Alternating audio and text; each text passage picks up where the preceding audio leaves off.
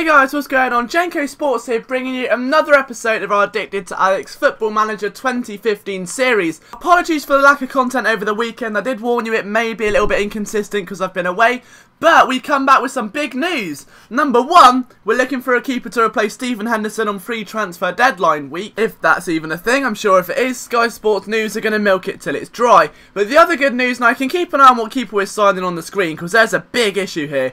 And that comes from the world of IRL Football Manager. As many of you know, I'm a massive Charlton fan, hence the old save and the passion behind Frank Muta being the Kebab King. But something happened last night on Twitter at around 10 o'clock at night. I was just there browsing through, I'd done my serious commentary work for the day, I was all finished, having a calm browse, and out of nowhere, Charlton tweeted something about Bob Peeters. Now, for those of you again who probably won't know, it was his 42nd birthday the other day, so 42 years old. Our brand new manager who's got us out of basically a rut. We were almost relegated last year. Jose Riga took the boot after saving us. We bring in Peeters, had a great start to the season, one of the last undefeated clubs in the country, not just the Championship, the entire country.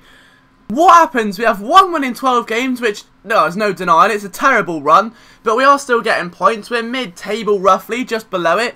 But what happens?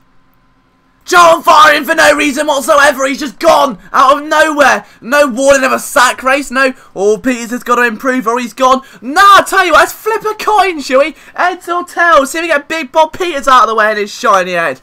It's absolutely disgusting. If you've got a girlfriend, okay, and her performance in the bedroom's been deteriorating recently, you know, maybe over the past 12 or 10, 13 days, however many, she's been, you know, giving up a bit early. She doesn't want to do the old doggy style. She doesn't want to buy the kebabs afterwards. She's not ironing your clothes properly.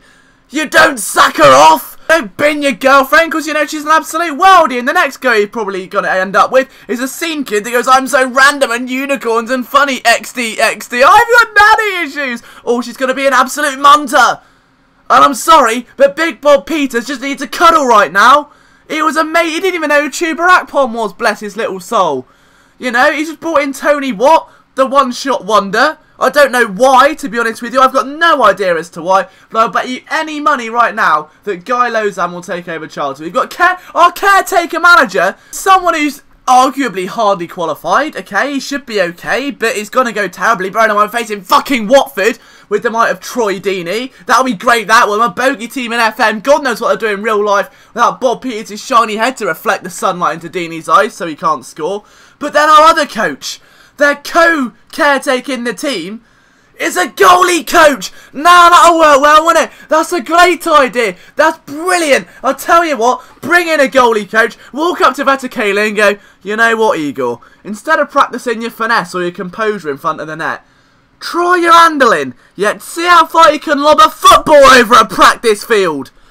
It's just a nightmare. We're turning into Brighton. I don't know what to do. Like, look at Leeds, look at bloody Wolves. Okay, Wolves went so far down and have only just recently found a bit of stability. We need stability. Chris Powell was doing great and he's gone off to Huddersfield, got the Knackmeister, and look at him now, he's on top of the world. Bringing it in there. Oh, look at what's happened now, Reading have scored. We're both going to get fired now. Me and Big Bob sat down the local, having a pint of Carlsberg Xbox. It's all we can afford because we're on the dole and I've got no hope of finding a new job. It's just a nightmare. Why would you sack him? It's been 12 games. After a season, maybe. If we get relegated, maybe. If it gets to 20 games without a win, definitely. And if it does get to that stage, give him a slap around the face with a fish as well. But I'm not being funny. 12 games. It's not like 12 games lost in a row, is it? Our opponents have been fairly tough. So, other than Blackpool. I mean, I don't know what happened against Blackpool. That's disgraceful. And IP did go home, and his wife accidentally shit in his own carpet. But at the end of the day, he doesn't deserve the sack for it. It's bang out of order. Now, Charlton have gone on their website and said they're searching for a new manager. They know where to come. Jenko Sports. Now this little geezer here is taking Charlton up. I'm exactly Bob Peeters. They haven't fired me, have they? You know, we're over 30 games into the season. I've gone on a terrible run after being top of the league at one point. But now they stick with me and Ronald Dishulele like that. He loves me. But Bob Peeters, just because he's got a lack of hair on his face and he's got cute little beady eyes, they decide to get rid of him.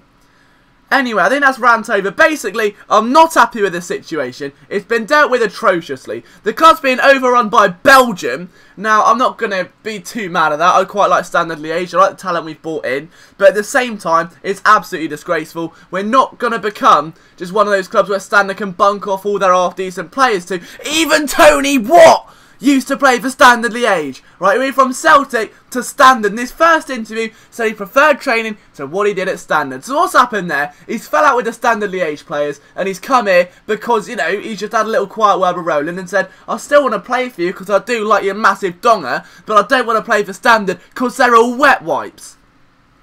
I don't get it, alright? This club is being overrun. He's just destroying Charlton. Chris Powell did so well, right? Jose Riga even did well. He comes in, such a tricky part of the season. He was 17th, shit run, no hope of anything ever. He comes in and saves us from relegation. They sack him! They sack a manager who in such a short space of time saved us from relegation. It's like literally if Mario was real life. You see a girl getting attacked, okay, and she's being pinned up against the wall. You punch the guy in the face, alright, okay, you save her bag, you give it back to her, and she goes, actually, it was turning me on, to be honest. I quite liked him. I was going to take him home with some cheesy chips, a pot of Vaseline and maybe a rape alarm just in case it gets a bit too much for me. It's awful. It shouldn't happen. We need stability. We're turning into club sluts. Alright, we are no better than the 15-year-old girls who whack their nipples out at every special occasion on Facebook, who wear no underwear with their Primark shorts that cost them £3. Even their nan probably bought it for them for Christmas. A leopard print bag which says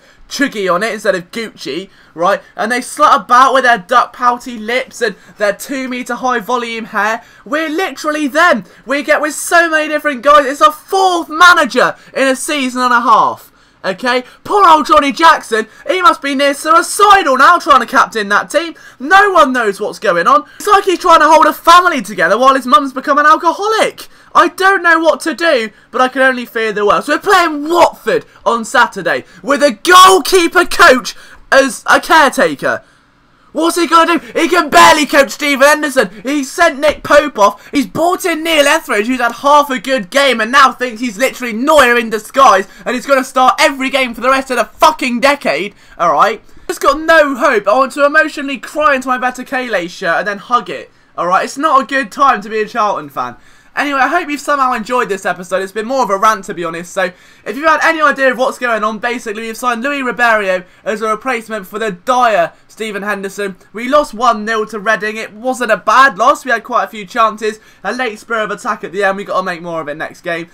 We are slipping down the table very rapidly, and it's probably slipping faster than your fingers into a slut's vagina.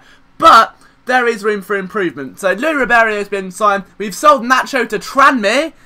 You missed that one. Yep, Nacho's pissed off to Tranmere for whatever reason. Basically, I just couldn't be arsed dealing with him anymore. He's a bit too sassy for me. He's not starting. He's eating at my wage budget. And now we're in debt a little bit.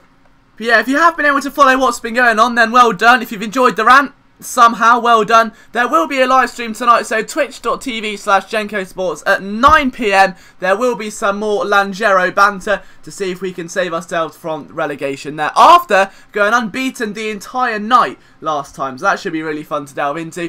If you have liked this episode, please hit the like button and subscribe to join the Kebab Nation. We're so close to 300 now. It really does mean the world to me that you guys enjoy this content. From myself, Jenko Sports, over and out.